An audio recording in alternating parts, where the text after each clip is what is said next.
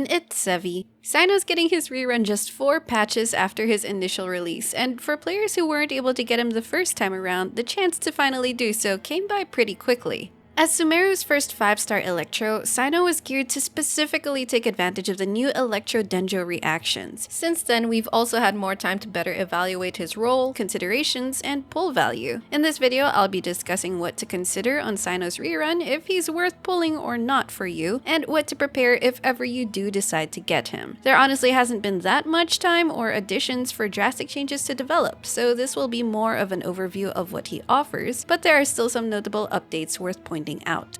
Let's get started. I think the first main consideration is if his playstyle is to your taste. Cyno's gameplay and DPS window is dependent on his burst to enter his path clearer state, allowing him to get in a lot of electro damage over a relatively long period of time. But if you swap him out, it automatically ends his burst, so he wants uninterrupted on-field time, making him unsuitable for a quick swap playstyle or team. And being extremely burst reliant means ensuring that you have sufficient ER, team comps, and energy management to reliably burst every rotation.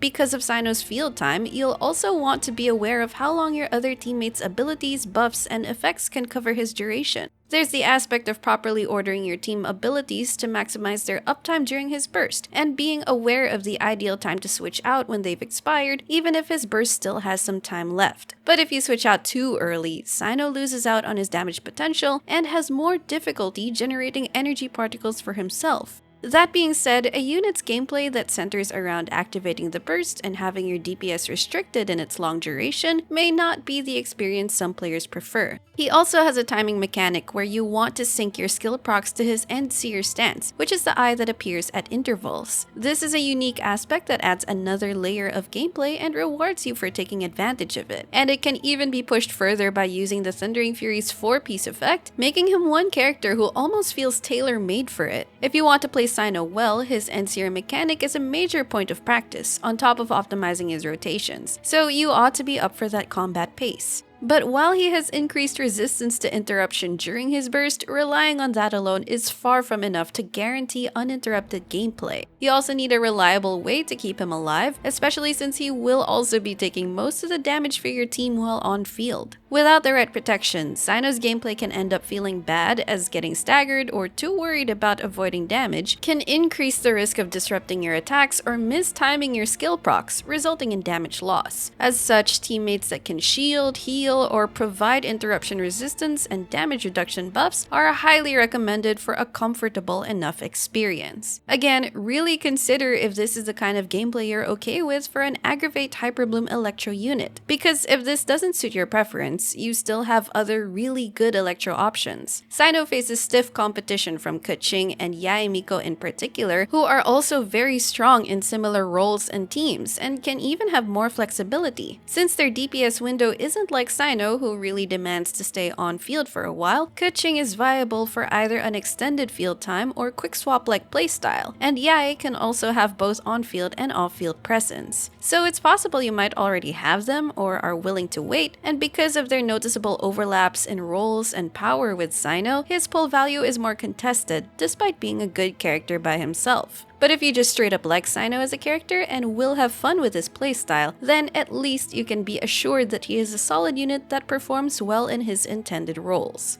On the topic of teams, Cyno's best team comps don't have that much to update since his first release hasn't been that long ago. His top team templates are still Aggravate, Hyperbloom, or Quick Bloom teams, and while he can be played in other teams like Taser, National, or Mono Electro, they don't showcase him as well as Denjo-based comps. If you want a video to give you a more detailed overview of his teams, check out my dedicated Cyno teams video, which pretty much covers his expected team templates. Thankfully, there are 2 new Denjo teammates after his release that are amazing with him and add very welcome team versatility. One is Nahida, who opened up so many possibilities for Denjo comps in general, so it's no surprise that Cyno benefits a lot from her too. Nahida's skill is long enough to last throughout Cyno's whole burst duration. It sticks with the enemy rather than staying in place, and does a noticeable amount of damage too. Additionally, her burst gives the on-field unit a big EM buff, which Cyno will appreciate. However, Nahida can be quite inconvenient to pair with Cyno against multi-wave content. She has to swap in to apply her mark to new enemy waves, and swapping prematurely ends Cyno's burst state. Worst case is you might not have regained enough energy on him yet to burst again ASAP.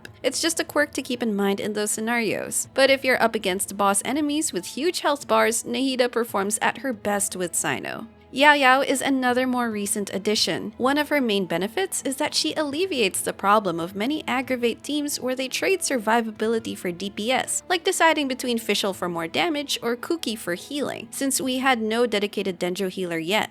Cyno further aggravates that problem by having a long field time, meaning he's more prone to damage than quick swap units. Now that she's out, Yae can function as both the Denjo applicator and healer already, letting Cyno have more flexibility with aggravate team members. Anyway, you don't need an all 5-star team to make good Cyno teams. In fact, his teammate selections are pretty friendly for 4-star teammates, like Yae, Fischl, Keqing, Sucrose, Xingqiu, and more. Of course, if you have synergistic 5-stars like Zhongli, Nahida, or Yelan, then all the better. One good thing that Cyno has going for him is that his build options are relatively accessible and efficient. Let's review his weapon and artifact recommendations.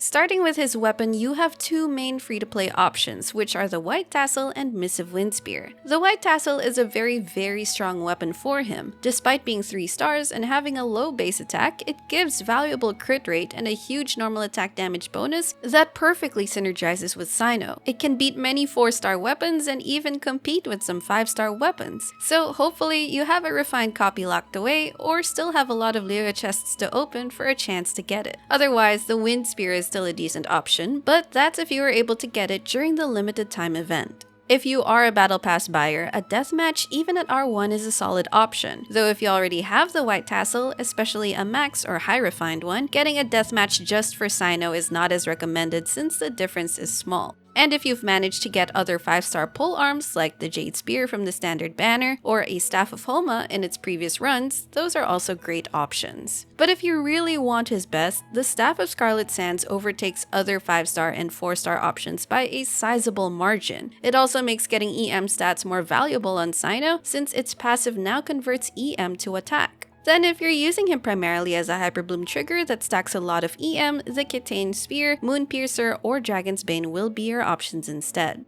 As for his artifact build, it's easy to start with 2-piece combos of Sundering Fury, EM sets, or attack sets. A 2-piece emblem can even be an option if you're still lacking ER from artifact substats. These 2-piece sets give a lot of room to get better substats to further close the gap between 2-piece combos and 4-piece sets, so don't feel pressured to strictly get a full set. These 2-piece sets are relatively easy to get, so building him is easier. But even his full sets are efficient to farm. A convenient choice is a 4-piece Gladiator's Finale that gives him attack and a normal attack damage bonus. This can at least be passively farmed from world bosses or strongboxed. Another is the 4-piece Gilded Dreams. It gives EM and attack, and more importantly, is in a really good domain to farm along with the Deepwood set. So if you're mass farming that domain, you might end up with a good full gilded set too. The EM bonus also synergizes well with his signature weapon and becomes even more valuable on him in Hyperbloom leaning teams. Then the 4-piece Thundering Fury is a strong boxable set with the situationally highest potential on him if you can maximize its effect. Because of its skill cooldown reduction, it allows you to proc his skill more often and generate more particles, lowering his ER needs and allowing for more offensive stats. However, it changes his gameplay a bit and requires more skill timing effort from you to reach its top potential. You'll want to be up to the challenge to really unlock its strengths, but that might be more hassle. And as a quick mention, a 4-piece Thunder Soother set generally works in an aggravate team, but it's not a set I would recommend farming or spending your strongbox pieces on. So in summary, whether you're targeting 2-piece or 4-piece sets, you can find these in the strongbox or efficient domains, which is really convenient.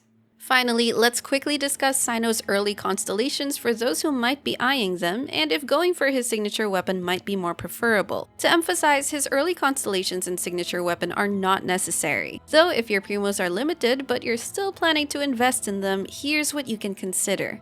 It mainly boils down between getting C2 or the Staff of Scarlet Sands. C1 by itself isn't worth aiming for, and it should be more of something you'll happen to get on the road to C2. C2 practically gives a 50% electro damage bonus, and that results in a huge damage increase. If you're looking for a considerable power spike via Constellations, this is the early con you would aim for, but remember, you can always just work your way towards it via multiple reruns, and Cyno can already be sufficient without it. On the other hand, the weapon is transferable and aesthetic for Cyno. It's a significant upgrade coming from his free-to-play options, though not as high of a jump compared with C0 to C2. Despite that, it's still a generally good polearm that works very well with users that build EM like Xiangling, Melt Rosaria, or Hu Tao. Consider as well that it's sharing a banner with a new claymore, Beacon of the Reed Sea. I'll discuss its details and value in a future video to see how worth it is to lose to. In short, C2 is a vertical investment for Cyno that's a huge boost, but obviously only for him, while the weapon is still a good boost that has more horizontal value among different users. It ultimately depends on what you personally think your account prefers.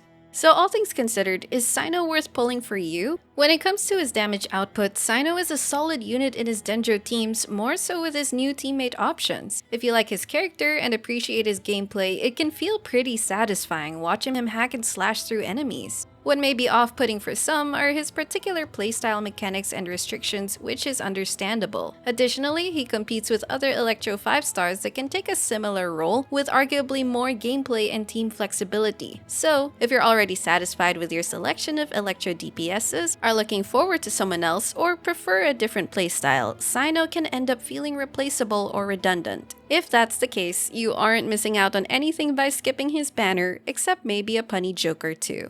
If you want a more in-depth look at Cyno, check out my original guide on his kit and build, as well as my team comps and rotations video on him. Let me know what you think of Cyno if you already have him, and if you're pulling or skipping him.